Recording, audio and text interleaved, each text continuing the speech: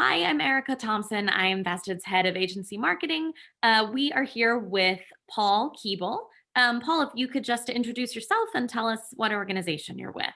Hi, yeah, Paul Keeble. I'm from an organisation called Canada Life. We're one of the biggest insurers in the UK, and helpful for our North American colleagues listening in. We're actually part of the Great West Life Company, so we're huge.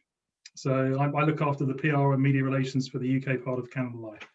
Perfect. So, Paul, we're going to kick ourselves off here with kind of a look at how your quarantine has been. For everybody watching, Paul has props that he's going to hold up for us. He has a thumbs up and a thumbs down. And so, Paul, I'm going to ask you a couple of questions. If you can just rate your feelings on these different prompts. I'll make sure I get the right props, Erica. Okay. Overall feelings on working from home. It's been 9 months, and this has been my environment in terms of working environment for 9 months. So on that basis, it's got to be a big. Working from home in pajamas. Got to be another. Likelihood that you and your team will return to the office in 2021. Yay. Good. We love the optimism. Feelings on outdoor dining through the winter. Probably a no. This is throwing it back to the beginning of quarantine. Did you watch Tiger King? Did you get into the banana baking bread bandwagon that everyone was on? That's kind of a partial, it's a yes only because I didn't, but my wife did. We got the baking vibe 100%. Is Zoom fatigue real? Yeah. I think we all are between Teams and Zoom. I mean, I'd never heard of Zoom 9 months ago, Erica, so that probably goes to show. Have you been on TikTok through quarantine? Quarantine has driven me to despair, but not to TikTok. So I suppose, last question, have you learned a TikTok dance in quarantine? Have I learned a TikTok dance? Yeah, no. No TikTok dance for you. No. I'm not a dancer. Certainly wouldn't be dancing on short video clips. So, Paul, we're going to switch gears a little bit, and get into some of the more serious stuff.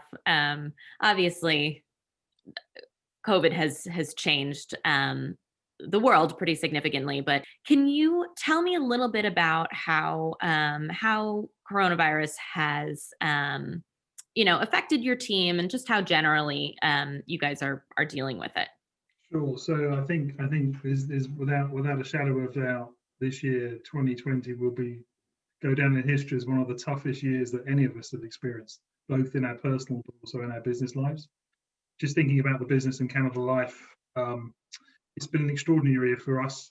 We had these great plans at the start of the year, clear strategy all laid out, and it literally overnight we didn't have to rewrite the rule book because the rule book went out the window. So there were no rules, right? So we learned as we went along, to be honest. Yeah. One heck of an experience, and that's been fantastic, been a huge learning curve for us, but the positives you have to take from it, through the course of this year, we've worked with some amazing people and we've done some great things. We've delivered some amazing projects despite being in lockdown and despite not having that face-to-face contact. And we talked about Zoom earlier, but the role of technology and the use of the internet and all the rest of it absolutely comes to the fore when you're trying to deliver projects on the scale that we were. So just to give you a couple of examples of what we have managed to deliver despite the global pandemic, we went through a full company rebrand. We launched 12 new websites, I think it was, which is just a massive undertaking, despite, as I say, all the restrictions that the colleagues have been placed upon, or been placed under, I should say.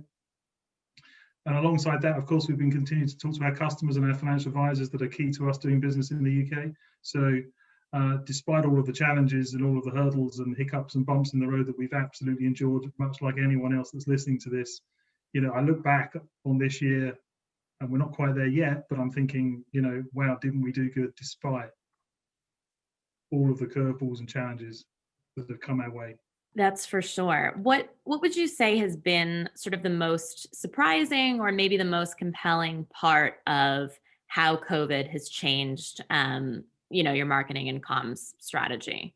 Yeah, so for us, I think a key learning, and it may not surprise many people watching this, but actually for us, one of the key learnings early on was actually not to go silent. So what we didn't do was adopt a bunker mentality and decide to go in on ourselves. Customers and advisors wanted to hear from us. They wanted to hear from us consistently. They wanted to hear the honest truth about what was going on, how it might impact their finances, how we could support our customers through this. And actually, it was definitely not a time to go silent. Far from it. If anything, it was absolutely a time to ramp up our communications in a new way, with some compelling content, but also through being open and honest in terms of, you know, having a sensible adult conversation with advisors and their clients. Because at the end of the day, we're holding their money. You know, they have to trust us to do the right thing by their money. Can you tell me a little bit about how COVID has changed your audience? Yeah, it's a great question. And actually, for us, the audience group has been pretty much constant throughout. So one of our primary audiences and our main focuses are on financial intermediaries, because that's how we place business in the UK market. They sell on our behalf. They're our brokers, essentially. So they're a relatively small group of individuals who remain a key focus for us. So for us, part of our effort was really making sure that we supported them and helped them keep the lights on. So, you know, post that initial sort of crisis of the first few weeks of lockdown in the UK, it was very much about coming up with a strategy that really helped support them through the last 9 months. But beyond that, Erica, but also about behaviour change, there's been a fundamental shift to online, as we know. But I think, curiously, over time, we will see a drift back to that very much face-to-face, person-to-person transaction and business model. Because at the end of the day, we're all human beings and we crave human contact. So as nice as this Zoom call is, and as nice as, you know, big team calls through Zoom or other, you know, digital platforms, I see once we're through this with vaccine, we will definitely see a shift back to more face-to-face contact, because again, you know, it's just human nature. You know, I'm sure it's been really tough to be in a leadership position where people are looking to you to say, okay, what are we doing? We have to change our strategy. We have to kind of get creative.